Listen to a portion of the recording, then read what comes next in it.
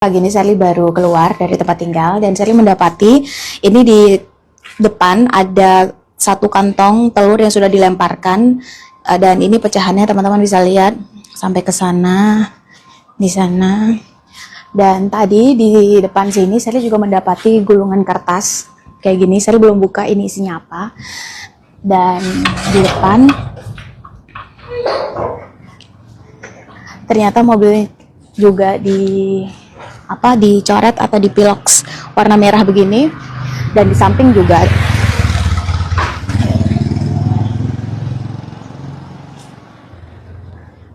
Nah, kita coba lihat ini suratnya isinya apa. Kita coba buka ya.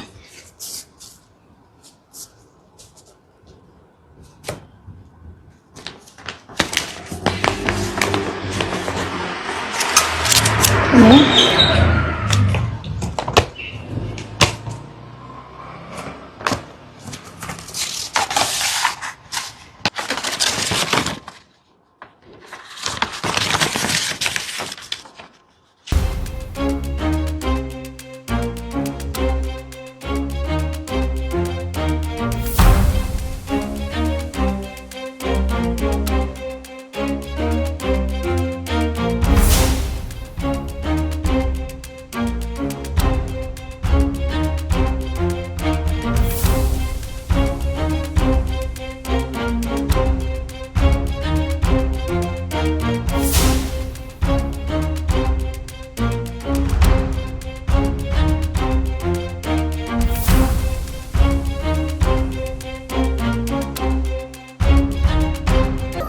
ya, dan saya bersyukur keadaan sudah membaik, walaupun kita semua masih prihatin, tapi kita bekerja keras supaya segera memulihkan keadaan. Presiden Prabowo Subianto secara simultan terus memonitor perkembangan penanganan pasca bencana Sumatera, baik dengan terjun langsung ke lokasi bencana maupun memimpin rapat terbatas untuk memperoleh perkembangan terkini. Kamis 18 Desember kemarin, Presiden mengunjungi lokasi bencana di Kabupaten Agam, Kabupaten Padang Pariaman, dan Kabupaten Tanah Datar.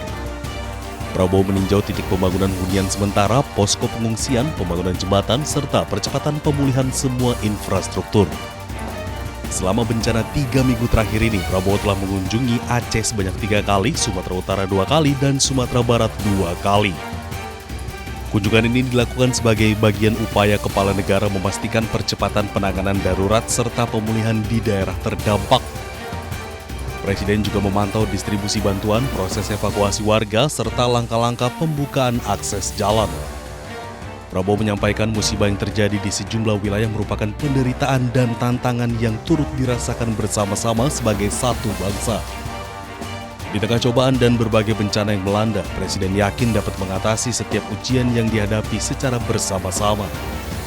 Kehadiran Presiden di lokasi bencana diharapkan memperkuat koordinasi lapangan dan memastikan seluruh upaya penanganan berjalan efektif, cepat, dan terkoordinasi.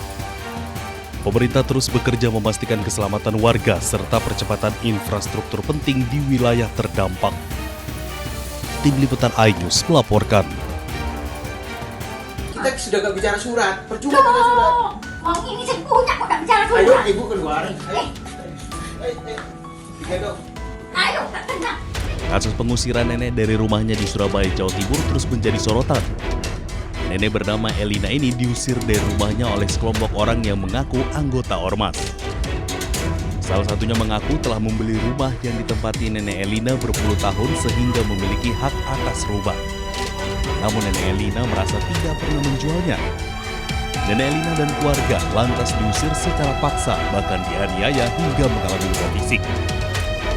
Menteri Sosial Saifullah Yusuf pun langsung bereaksi.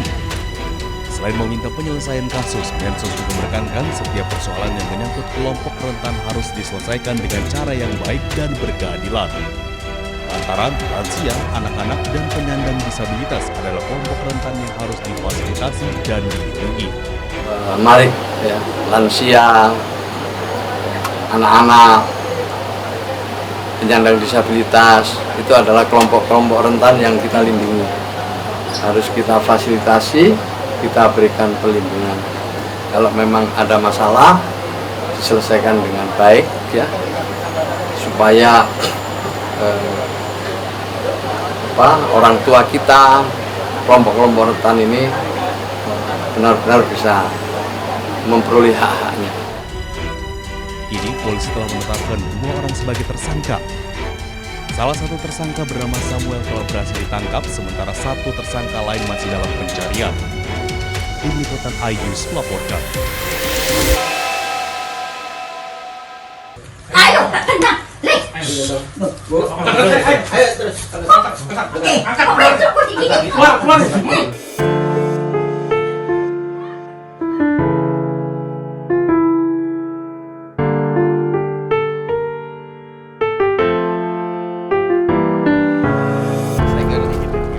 Nenek Elina dan kuasa hukumnya kembali melihat puing-puing rumahnya yang rata dengan tanah di kawasan Jalan Dukuh Kuwukan, Sambisari, Kecamatan Candi Lontar, Surabaya. Nenek Elina hanya bisa pasrah melihat rumahnya roboh dan rata dengan tanah.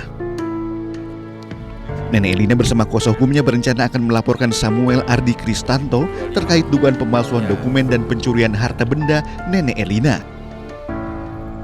Samuel sebelumnya juga telah ditetapkan sebagai tersangka atas kasus pengusiran Nenek Elina dari rumahnya. Kuasa hukum Nenek Elina menyebut menemukan kejanggalan pada akta jual beli yang dijadikan dasar oleh tersangka untuk membongkar hunian lansia tersebut. Sementara Nenek Elina berharap rumahnya dapat dibangun kembali seperti sedia kala.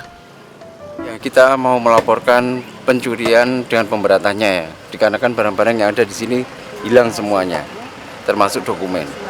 Terus untuk yang berikutnya sekalian kita melaporkan mengenai adanya dugaan pemalsuan. Harapan saya ya kembali seperti asal. Dibangun seperti asal ya? Iya. Surat-surat kembali. Surat kembali dan barang-barang, pakaian-pakaian itu semuanya.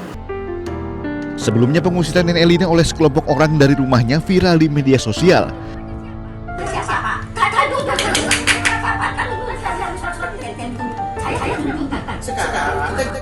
Tidak hanya diusir, kelompok yang diduga ormas ini juga membongkar rumah nenek berusia 80 tahun tersebut. Nenek Elina bahkan diseret hingga diangkat paksa keluar rumah. Tidak hanya itu, sejumlah berkas pribadinya juga dirampas. Dari Surabaya, Jawa Timur, Rahmat Ilyasan, iNews melaporkan.